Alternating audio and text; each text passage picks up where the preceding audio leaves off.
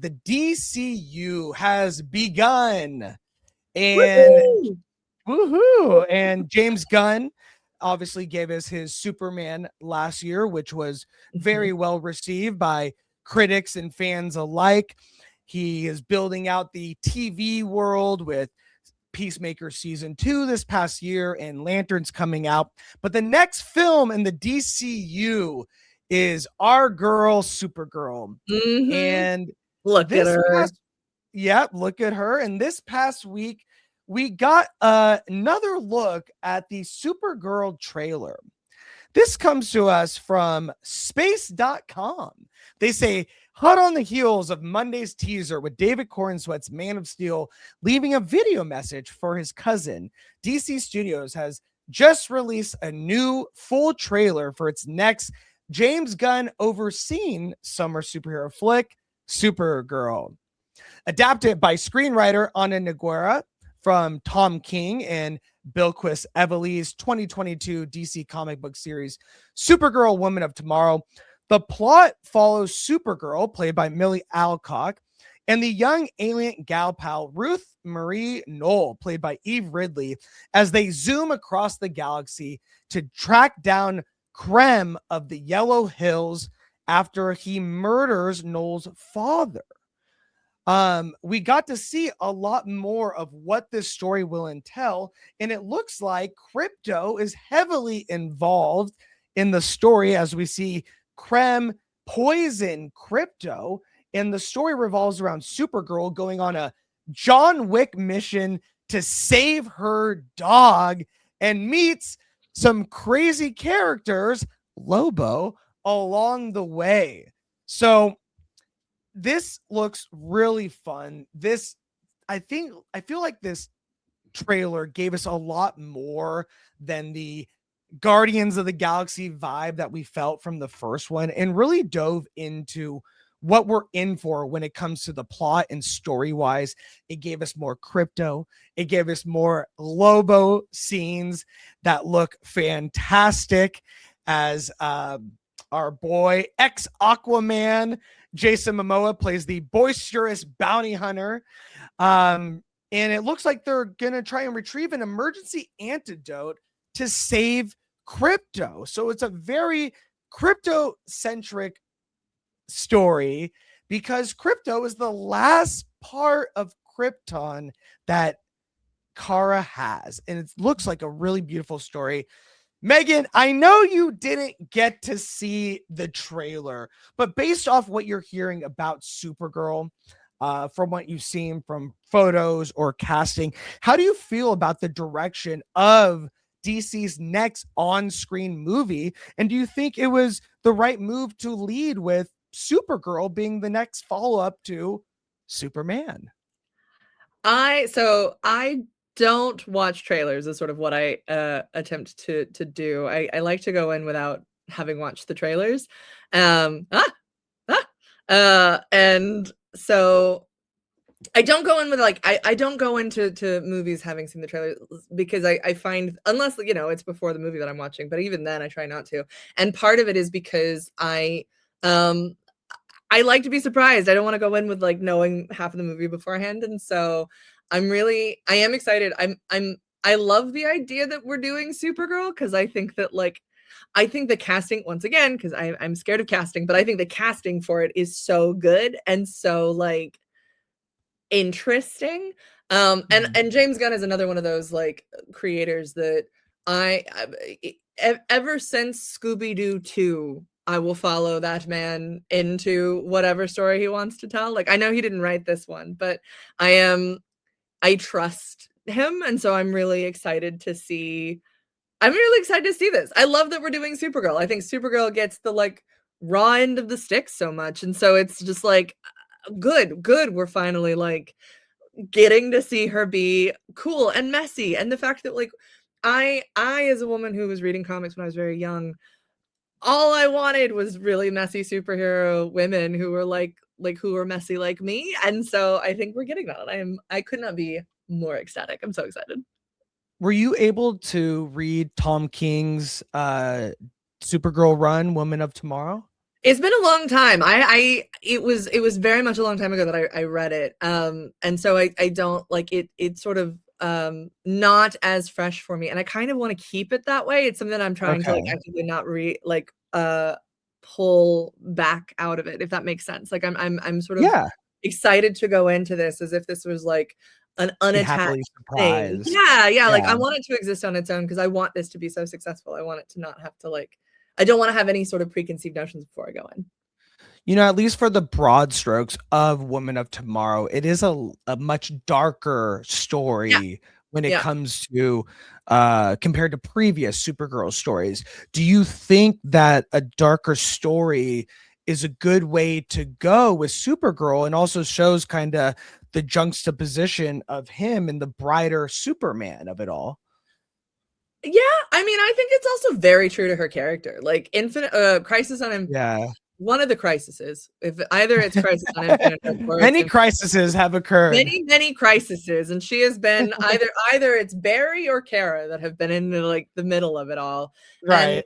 I remember like reading that and being so struck by how dark that story is for her. And so I think that like it's really built into the DNA of that character that like it's real dark. It's real hard and dark for her because she's like an adult when she's so much older and has to deal with so much more stuff uh than than Clark. Like from Right. a purely uh character centric emotion forward thought process, it makes the most sense to me is to like say this is a darker version of this because Clark didn't have to go through all of the stuff that she went through. Like Clark was a baby and he doesn't have any memories, and so that is its own self traumatic, but she does. And like it's more, I think, a true and honorable, like an honorable retelling of the story. Not honorable, I guess, in the sense that the other ones aren't, but like Right. it holds a lot of emotional weight that I certainly am excited to see. No, totally. And I think, to cast Millie Alcock in this role is such a master stroke because Yeah. she is just, young in her career, but like so mature in the way which she acts in her roles, whether it's House of the Dragon or in Netflix's Sirens, which is Mhm. also a really great series. She has this way that she carries herself that even though she's young, it feels like she's been through stuff, like Yeah. she's lived, and that is exactly You need that who for you Kara. yeah, that's Yeah. who Kara is, Yeah. how much she's been through, actually being on Krypton and Yeah. seeing the destruction of it at an age where that stays with you and that lives with you, which Clark did not get that, Yeah. and so I think that's such a cool way to show the key Yeah. differences between these two heroes and how they go about heroing in their respective lives. So I thought it was As such a great casting. as an oldest daughter myself, there's so much about Okay. her that I'm like, I see you. I get Mhm. you. And I'm excited to like see more of that. Really get in that Jewy goodness. In the second trailer, as I was saying, they get a lot more um Lobo love. And so I wanted to Mhm. ask you, what do you think of the character of Lobo and how do you feel about this other master stroke casting of having Jason Momoa, who is living, breathing Lobo his whole life. It's so So you good. know how I feel about it. How do you feel about Lobo, the comic book character, and how Jason Momoa is portraying him and how it could fit in this overall Supergirl story? Lobo's such an interesting character to me because Lobo, like, I do not have a personal uh relationship with. He's a fictional character, Megan. I do not have like a You have a personal relationship with him? relationship with Lobo. I don't have like a personal connection to Lobo in sort of the same way that like Right.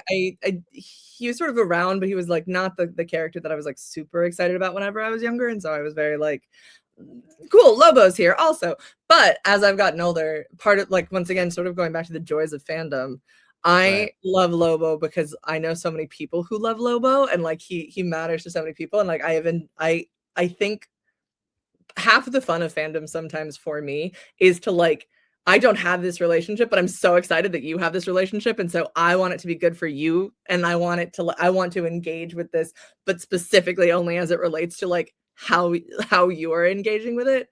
And so I think that's my relationship with the character Lobo is like, I'm so excited for how my friends are going to lose their minds over it. And like, I think the casting's great. The casting is the thing where once again, I was like, yeah, man, for sure. For sure.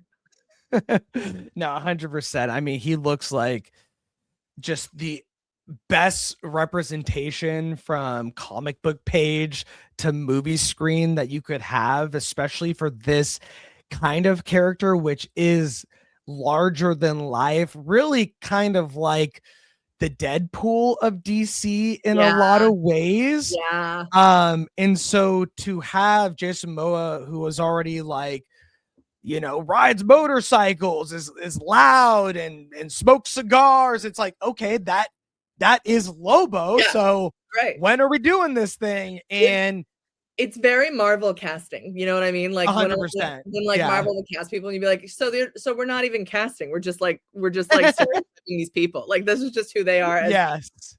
100%. Yeah. Like RDJ with Tony. Yeah. It's like, you are Tony Stark. Like, okay. You've been Tony Stark. So get in there and do your Tony Stark thing. Be you, my man. Like it does feel like that. No, 100%. And something else that I also really loved about the Supergirl trailer is that the story does revolve around Krypto.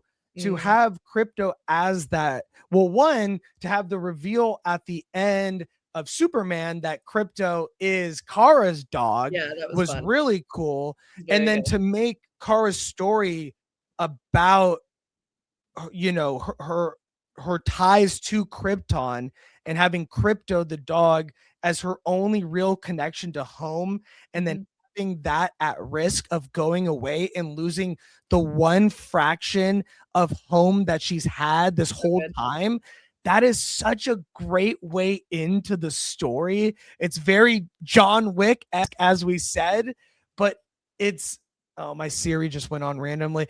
It's really fantastic that I love Krypto, but to use it as that like MacGuffin, like the antidote to Krypto, like it makes sense to me. It's so good. And it reminds me, like the thing that I feel like I'm constantly trying to learn as a writer is like, what is the shortcut to get us to the most information with the least amount of pages, right? Like, because we don't have a lot of pages. Yeah, exactly. And like, it's something that I definitely learned from Supernatural. The first, like the teaser was always like, how can I use the images that like audiences know already to like engage with the fear space or whatever it is that I'm trying to get across. So the example that I would always use is like, we didn't do this as a teaser, but like, what if you have a woman in the woods running in like a white night dress and it, like at nighttime running in a white night dress, and you like cool. Immediately, everyone has an idea and an understanding of like, if we're using this trope, we understand what this trope means and we understand what we're trying to do. And then utilizing what the audience's perspective is on that, we then turn the trope and it turns out she's a vampire or she's a werewolf. But like, we're using the image early on to evoke this thing from this particular trope. Cool. And I think the same thing is true for this, is that like, how do you fully encompass the metaphor of like losing your family and losing the home that you grew up on and like everything is gone with as little page space as possible, because you do not have a lot of time. You always need more time. And so like it's a brilliant move to be like, the fastest way in is pets. The fastest way, like everybody knows what that is. Everybody immediately is like, I understand the emotional message that you're trying to get across and putting it on this dog. I understand the stakes. I understand the like heavy weight of the emotions. I understand what we're aiming for, what our goals are. Like that is like peak level writing. It's so good. 100%. No, I totally agree. And I really think based on this new trailer, which is a lot more in depth and plot specific than the previous trailer, that it really shows that DC can tell really powerful stories and that they are on the right track, in the sense that like this is a newborn baby. You know what I Yeah. mean? Like all Yeah. they've had on the screen is Superman. And so the next representation of the DCU, it needs to hit. And now that we're seeing really the tone that they're going for, the difference of this movie compared to their last movie, and really building out Supergirl as this complex, really important hero to the overall DCU, I'm getting more faith that this is the right way to do it. And 100%. it's really making me fall more in love with James Gunn and Peter Safran's vision of what the DCU is going to be. And so I think it really just made me more excited to see the movie. Yeah, 100%. I was already excited, to Yeah, be clear, but I everything that is coming out of the movie, and like even not having watched the trailer, but like everything that I know about like James Gunn and what he wants to do, like I'm so in, I'm so down, I'm so ready. 100%. Yeah, 100%. Well, let us know what you guys think. Did you guys see the trailer, or are you waiting like Megan to just get in the theater and see this bad boy? And if so, did it do what trailers are supposed to do? Take your excitement and bump it up a bit, or maybe you got to see a little bit more. Drop a comment below and let us know your guys' thoughts.